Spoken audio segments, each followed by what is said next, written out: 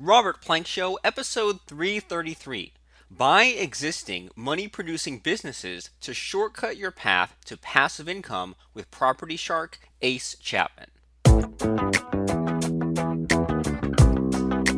Hi, everyone, and welcome back. We're talking right now with Ace Chapman. And Mr. Ace bought his first business at age 19 with some savings from a summer job, and he caught the business buying bug. He leveraged $3,000 he saved working the summer before college into buying a business for $70,000. And over the last 16 years, he has bought 40 businesses, everything from a mortgage company to a clothing retailer. And right now, Ace is seeing an explosion in the market for businesses under $2 million. Now, Ace began working with first time business buyers and helping them do their due diligence, and finance small business acquisitions. So, we're going to have a lot of fun. Mr. Ace, how are things? I am glad to be here with you. Things are great. And, this is something I enjoy talking about. So every time I get to share the good news of being able to buy businesses instead of starting from scratch, it's a lot of fun for me. Cool, yeah, and I gotta admit, like, I'm not super like Mr. Business Savvy. Like, I'm used to doing this business stuff the hard way. Like, I'm sort of like a computer programmer. I make websites, I make plugins, and I'm used to just like earning those clicks one click at a time, getting Mm. those buyers one at a time. And it sort of seems like the slow way. So this whole like building businesses and selling them, or buying and flipping them, it seems like sort of the like the fast track for that. Is that right? Yeah, yeah. And the funny thing is, I rarely sell a business. My focus is buying something, having some cash flow that I'll put towards another deal. And then, I have two businesses with some cash flow and then go out and 6 months later use that for another one.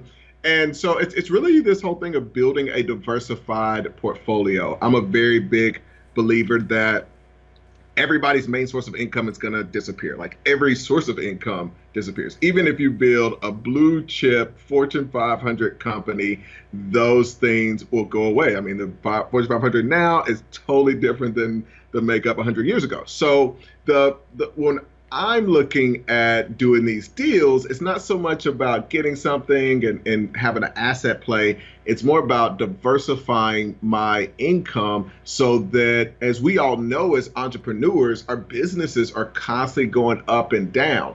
And it's no different in this world. The only difference is we don't have to put so much work, time, effort, and energy into growing something and fighting, like you said, for those initial clicks and initial customers. So we can spend our time focusing on managing and going out and doing more acquisitions.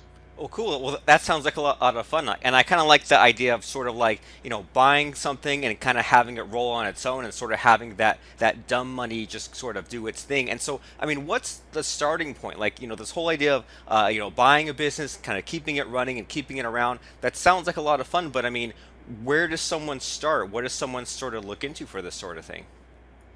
Well, the first thing is just starting to look at deals. There's a site called bizbuysell.com, and they list a lot of businesses that are for sale. And you don't want to go in and buy something immediately. The goal is to learn. If you can look at these businesses and be able to compare them, that becomes your kind of in once you find a deal that you're interested in. It's like, man, okay, I've looked at 100 deals. I know what they sold, what they were selling for. I know what kind of business they were doing. I knew the income. You start to be able to compare things. My very first deal, I knew absolutely nothing about valuations, but the sellers were selling the business for 70,000. It was making 60,000, and I was in a school that cost 30,000 a year.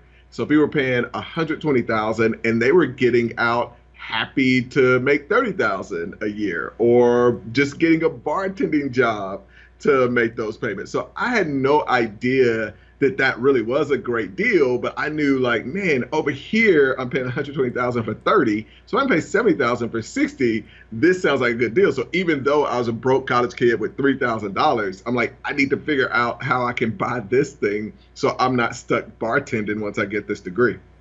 That makes a lot of sense. And I'm looking at that bizbuysell.com right now, and I'm scrolling through, and there's all kinds of stuff like, I mean, like a dry cleaner, a pharmacy, a dentist lab, and it's sort of reminds me of like LoopNet, where like I can kind of just Yeah. go and sort of like daydream or kind of see what's on there. And so, I mean, when you made that first deal, did that first deal, did that work out, or like what was the whole story with that? So the funny thing is, it was a complete disaster, but I made money anyways, and that was kind of the thing that was amazing for me. I mean, the business grew. It had 10,000 users. It was a stock market simulator. We grew it to 250,000 users, but then the dot-com crash happened in 2001, and all of our customers went out of business. All of these companies that were advertising with us, they were gone. But the cool thing was, over the course of those 3 years, I turned that 70,000. I made over 200,000. So it should have been a lot more. I didn't sell, when we had some seven-figure offers and that kind of thing. But the thing, and it was completely devastating. I don't want to like gloss over the fact that, when you're a 20-year-old kid and you're getting these seven-figure offers and the business is growing, and then you realize you're not going to get those checks, it's like, oh my goodness. And I dropped out of school. It's like, oh, this is the end. What have I done?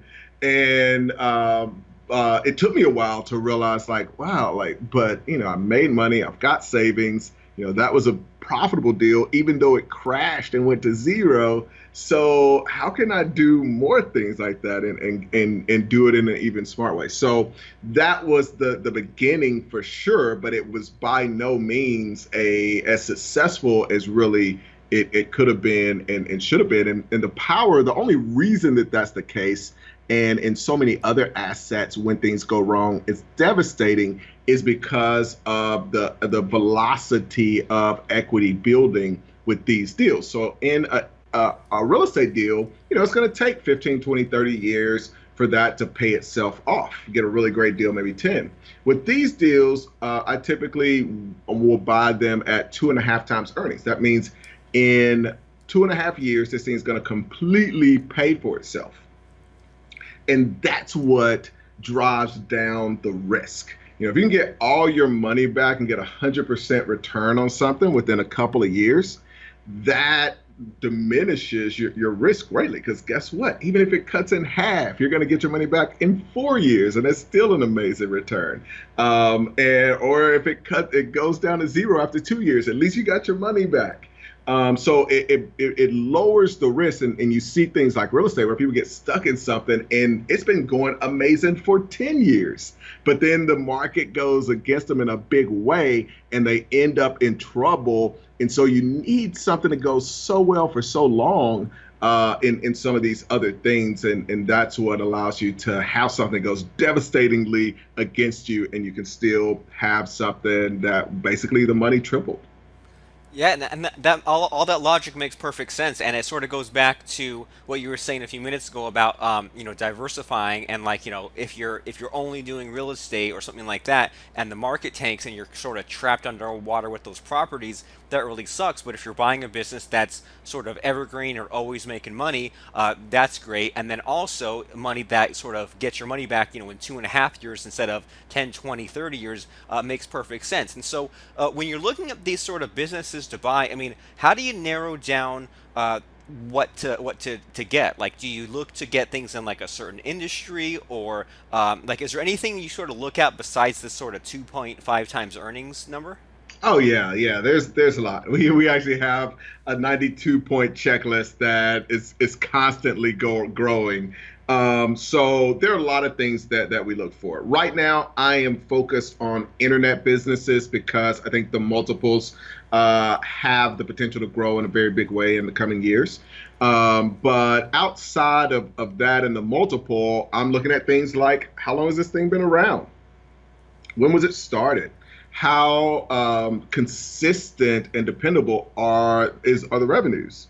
So it could be 10 years old, but if one year it made 200,000, and then the next year 50,000, and then the next year 300,000, and it's doing that kind of thing, then that makes me nervous because I want something that's just going to have consistent returns.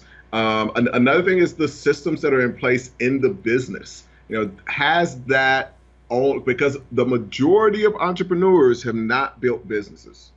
The majority of successful entrepreneurs, and I talk to so many of these people, and this is kind of the deeper thing for me, is I've seen so many of these businesses that are considered to be in that statistic that are successful business owners.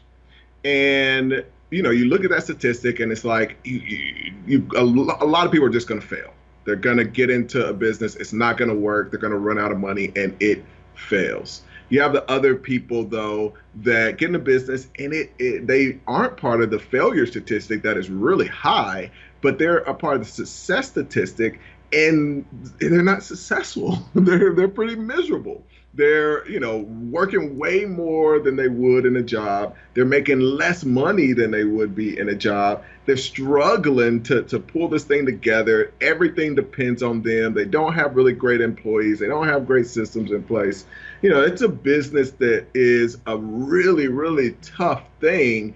And that's not what I would really consider success, just because they've made it 5 years or made it 10 years. So when we're looking at a deal, we want that truly successful business where they've got systems, they've got employees that are trained and able to handle things on a day-to-day. If the owner doesn't show up for a month, the business doesn't crash. And that's the majority of small businesses. If an owner just tomorrow decides, I'm not going to go to this business, I'm not going to talk to anybody, I'm not going to do anything for a month, the great majority of the quote unquote successful businesses, small business out there would disappear. So we're looking for some of those things, and then we have a lot of specific criteria that depends on the niche. Obviously, if we're buying a e-commerce business, we're looking at different metrics than we would be for a SaaS business, where we might be more focused on how long does a typical customer keep the service, or lifetime value of the customer. So it changes a little bit from business model to business model. Okay, and you mentioned that, so like you said, it changes between like the niche and type of business, and you have that 92 point checklist. Is that part of a course of yours, or is that a freebie, or how do people find that 92 point checklist? Yeah, it is part of a course, but if your listeners want to get that, they can send an email to Ashley at partnersequityfund.com, and I will let her know to send that to your listeners. Awesome. So Ashley at partnersequityfund.com. Let them know Yep. that Robert Plank sent you. And just to make sure, because some people might be like listening and following along, and they might just want to buy your course. So where can they grab that if they just want to, cut out the middleman and just pay you some money? Yeah. So they can go to portfoliosharks.com. So visit portfoliosharks.com. It'll take you through the whole process, and then you have an application. We want to make sure that this is right for you, because this is different than just taking like a Facebook course. You're basically gonna be doing a deal on a business, and so we want to make sure that it's the right person before they run out and try to do this kind of strategy. Okay, fair enough. Cool. So we have those resources for people who maybe are kind of following along and multitasking at the same time. And so this whole idea of buying an established business that, like you said, sort of runs on its own, has these systems, these processes in place, has employees. That way, the business is not dependent on you. I mean, what sort of like average transaction size are we talking? Like, do most of your clients, do they buy like a $100,000 business, a $500,000 business? Like, what's the usual like size of business people are buying these days? So we focus on deals that are under $2 million. In the last month or last couple of months, we've done everything from a $49,000 deal to a $600,000 deal. So it varies quite a bit. Actually, this year we did a 1.8 million. So everything from 40,000 to 2 million. Cool, good to know. And then so, are people like, are they getting like a loan for these sorts of purchases, or are they buying all in cash, sort of like how you saved up money when you did it, or like how are people usually financing these things? So yeah, I didn't save up money. I basically had $3,000, and that is how I got the $70,000 deal was through financing. So the owners actually did some seller financing, which was very helpful. I actually did have a buddy of mine who invested some funds, and then I was 19, no bank was gonna finance me, so I ended up doing some credit cards, which I wouldn't necessarily recommend. But, it just is representative of the fact that you want to get creative. I mean, one of the things that I had a mentor, a great fortune of meeting a guy who became my mentor who flipped hospitals. And he would go in, buy a hospital, grow it, and sell it. And he made a point to me one time where he was like, this is the only place when it comes to income. This is the only place where we like will decide that like uh, we have to build from scratch. When you're looking at like income, and they're going to go out and start a business, the average person is like, okay, I've got to build this thing from scratch. When I'm looking at a deal, or when he would look at deals, he just realized everywhere else in my life, I go and buy what I want. So if I want a car, even if I don't have the cash, I just figure out where to go get the cash and then I buy it. If I want a house, like I don't save up that money. I don't try to build a car and think, oh wow, yeah, let me go build this car. I don't build a laptop. Even the people that do build their house are like, I would never do that again. With any of those things, we realize the smartest thing we can do is go and buy something that's already there. We know that it's going to work. We know the engine is put in the right place and in the right way. We know the house has electrical stuff that's done the correct way. And so it's the same in business. I mean, when you're going out and you're trying to start something absolutely from scratch, all of those different compartments have to be built as well. Yeah, and I imagine that a lot of people maybe let their ego get in the way, and they say, "Oh, if I want to have, like like a flower shop or something, it's like, oh, I have to like invent something new." It's like, why not just go and buy something that's already there? And maybe it's a little bit of a blow to your ego, but it's already proven to make money. So would you rather have the ego satisfied or make money? I'd rather have the money. And so Yeah. if people are buying these businesses, like, do you recommend that someone kind of like go in and like buy a business and then change things around, or like buy it and kind of keep it the same? Because I imagine like some of these businesses are selling for different reasons, right? Like I imagine that some might be selling because maybe the owners are retired, but maybe some of these other businesses, maybe they're like not managed properly, have been kind of run into the ground, and that's why they're at a discount. So I mean, is that whole idea of like buying a failing business and fixing it up, is that something that is that okay, or do you recommend against that? Yeah, so I prefer to buy great businesses that are making money. And everybody has their strategy. Mine is probably more along the lines of a Warren Buffett. I'm not trying to get something that's about to go out of business. It's usually a great business, a great brand. We may go in and do some tweaks. We bought this business a little while back that 20,000 people in a database that had done business with them in the past, and they hadn't emailed them. And so, our first thing wasn't necessarily to switch anything in the business. It's just, let's start emailing this email list of past customers that we have. So there may be things like that you want to change that are going to improve the business, but not going in and trying to do an overhaul of the business itself. Okay, so that makes sense. So no overhauling, but there might be just some easy low-hanging fruit, some things that the business just hasn't made good use of, like that whole emailing of the list. And so with some of these businesses, like you mentioned, your mentor who bought and sold hospitals, and so I'm sure that there are some of these businesses that they must require like a lot of like research and due diligence, right? Like with some of these purchases, do you do like just tons of homework and maybe like years or months of sort of looking into the nooks and crannies of some of these things? Yeah, we definitely, you got to know what you're doing when it comes to due diligence. This is a skill set, just like the people who go out and they take, every Facebook course and Instagram course and email marketing course and, the Snapchat, because that's new now. What we're doing is we have one simple skill set, and it's the deal maker skill set. And so that's finding deals, negotiating deals, doing due diligence, and putting together capital to close deals. So whenever we are going into something, I mean, that's what we're leveraging is that skill set. And so, as far as like figuring out, like figuring out the ins and outs of some of these deals, is this the kind of thing that you recommend like people dive into themselves, or is it a good idea to like hire some sort of a coach, especially if it's in some sort of a weird niche that you're not used to? Is that a good idea?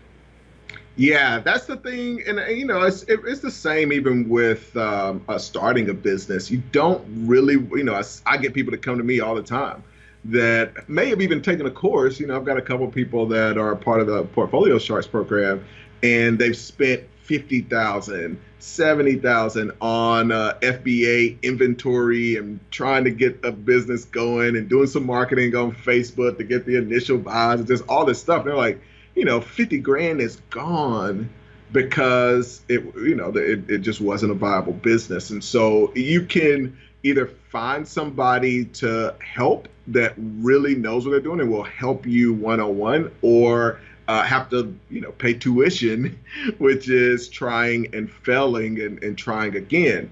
And so in this space, I'm just one of the reasons that I have not just done like a course that tells people, okay, you go out, if you take this, you can go out and put 200 grand into a business and it's going to work out.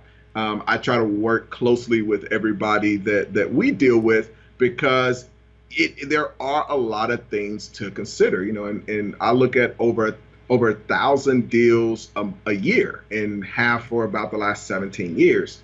And if you haven't had that kind of experience, it's not a smart thing to spend that money. Whether you're starting a business from scratch or buying a business, you want to make sure that you've got some kind of mentor that has been through a lot of things so that you don't have to make a mistake. Cool. That's all good advice. It makes perfect sense, and I'm sure that a lot of people they've sort of made some of those small mistakes and lost a ton of money. Sort of like you mentioned there, like maybe if someone started an FBA business instead of buying one, like it's easy for a lot of those sort of costs to add up. And so that makes me curious, like with your coaching clients and your students and people going through that portfolio shark program, have you seen like a really common kind of universal mistake people make quite a bit when buying some of these businesses? Yeah, the biggest mistake that I see is buying on potential.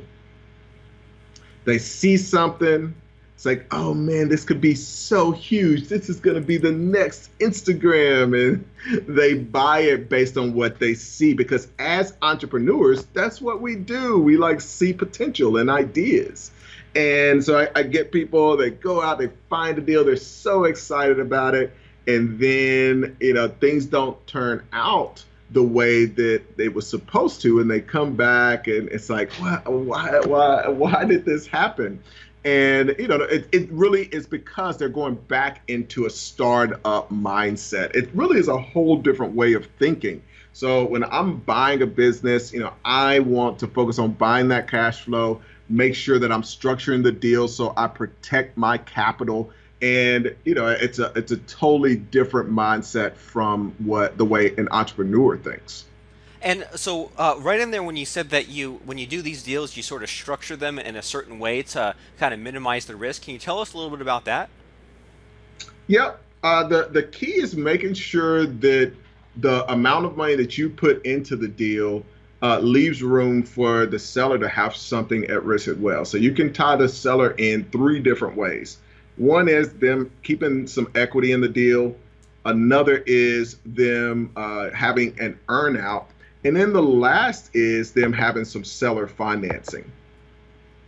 Okay, cool. And So with each one of those, you're able to kind of make sure that you're limiting your cash, but you're also keeping that seller tied in for a little bit longer.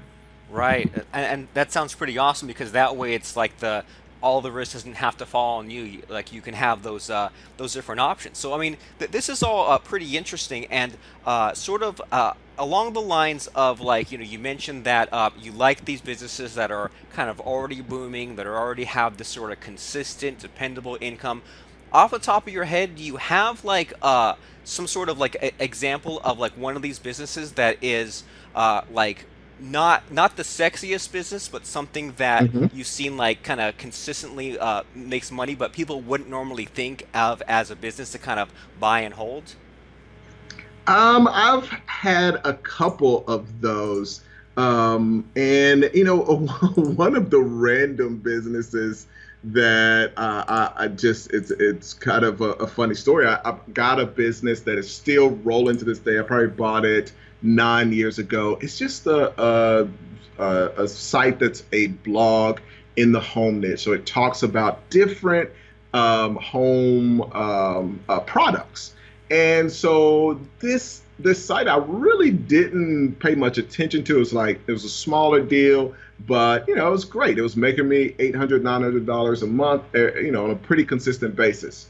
So one month I realized like, man, I don't think I've gotten that check in a couple months. So sure enough, I look back and I hadn't received that check for like 2 months. So I'm trying to figure out, I go to the site and it's down. And I'm thinking, oh no, the site has crashed. What am I gonna do? Like, this is 5 years ago. 5 years earlier at that point that I had bought it. Like, I used to get backups, but I got to search through and figure out what account I was using back then. I mean, it's been a long time, and like I said, this was a smaller deal, so I didn't put a bunch of effort into having the backups and all that. So I'm searching for backups and all that and trying to go to the hosting, see if they have a backup.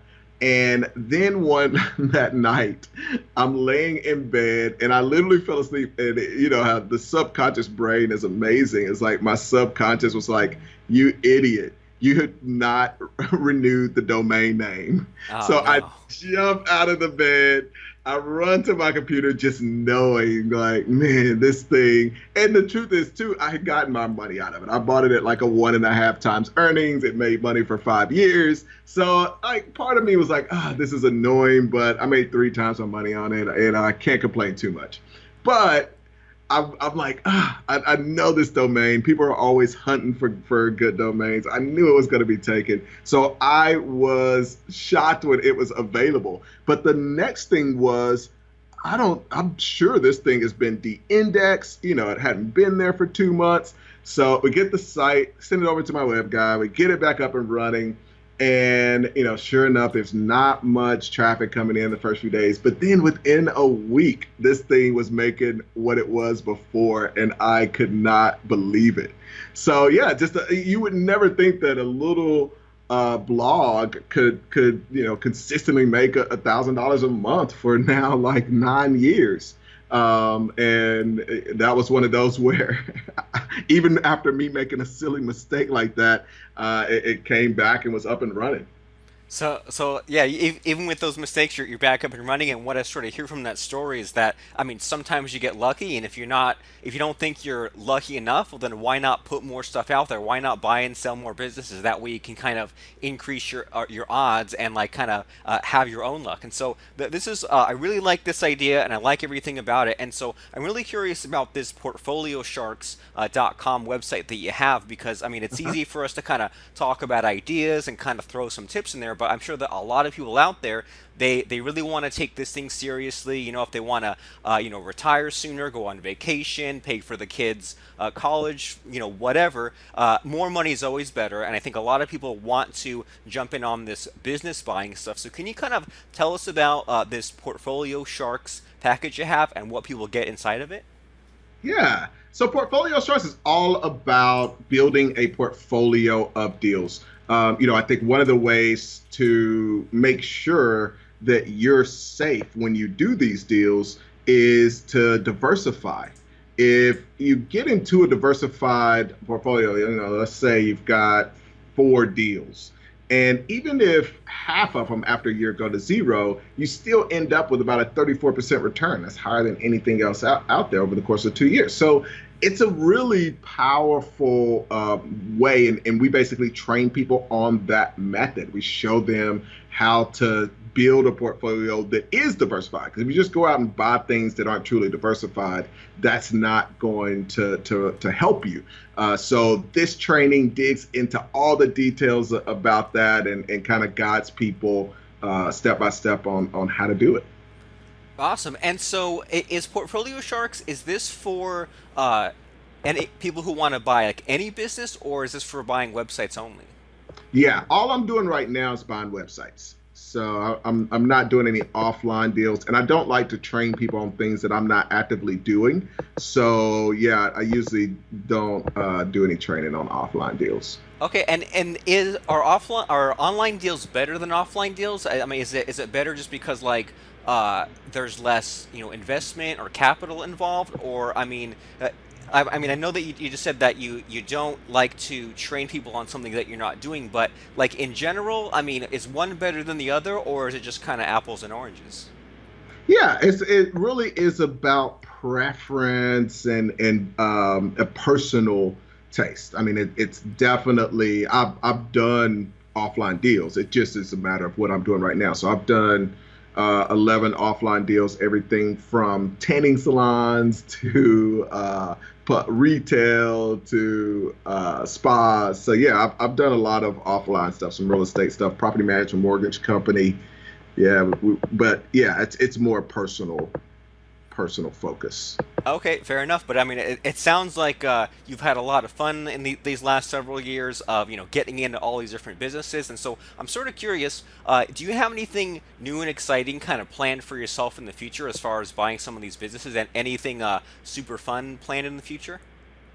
Yeah, well, I just moved back to America, so I'm really enjoying being back in the States. That's been a lot of fun. I enjoyed being overseas and was in a third world country for a while and lived on the beach for a while. But my main focus right now, I got to a point where I had some past clients who would call me and they tell me about their deal and ask questions, and then at the end of the call they'd be saying, "Oh, I'm so jealous, you're out on the beach and that's so awesome, I wish I were there." And I realized it was time for me to come back when I started to feel like, man, I'm kind of jealous of you being back there doing deals. So the greatest thing is being able to do something that you love, and that's why I feel fortunate to be able to do this stuff every single day.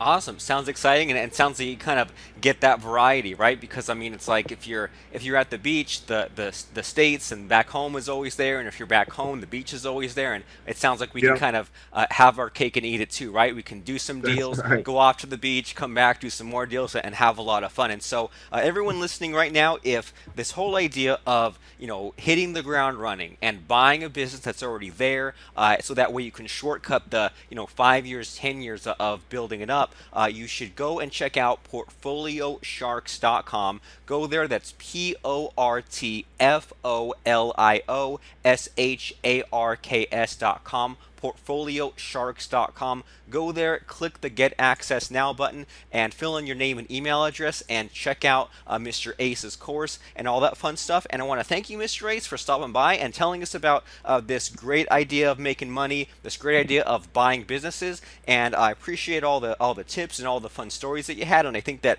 everyone, hopefully listening, had a lot of fun. And if you got something out of today, go right now to portfoliosharks.com and check out what it's all about. So, Ace Chapman, thanks for stopping by the show today.